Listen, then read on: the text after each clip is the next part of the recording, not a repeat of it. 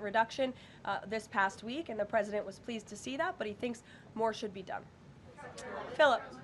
Thank you, Caroline. On these advanced Nvidia H200 chips, why is the president willing to allow China to have access to one of America's chief technological advantages? Look, I will tell you just a couple of things. The president put out his own statement on this, which I do think highlights his exact thinking. What you see from the president on Truth Social is most of the time what you hear from the president behind closed doors privately. He told President Xi that Nvidia will only be shipping H200 products to approved customers in China under conditions that will allow for continued strong national security. The administration continues to maintain a strict export control regime, and we are ensuring that the Blackwell chip and other advanced technologies stay right here in America, and these H200 chips will only be sent to China after undergoing a security inspection here in the United States. Elizabeth. Thank you, Caroline. New York City Mayor-elect Zohran Mamdani put out a video recently telling immigrants in New York City they have the right to stand up to ICE. Are you concerned this will inspire New York City residents to resist ICE operations, and what will the Trump administration do if this happens? The Trump administration is definitely concerned about the rise in violence, in attacks, and physical threats that we have seen against our brave men and women who wear the ICE uniform. Again, these are agents who are just simply doing their jobs. They are enforcing our nation's immigration laws, and we've seen more than a 1,000% increase in violent attacks on them and their families. They've been doxxed, they've been harassed, many of them have been physically assaulted and attacked.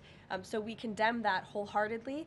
I know the administration has done a lot to protect our ICE agents, and the president stands firmly behind them in conducting these enforcement operations.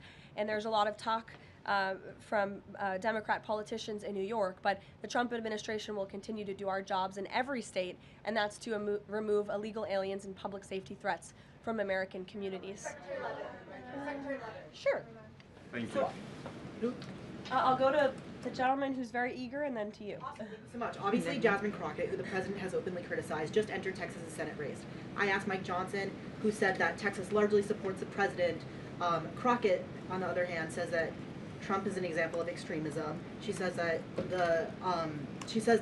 her support is a referendum on Trump. I'm curious to get your thoughts on this. And has Trump made any statements since she's announced her candidacy?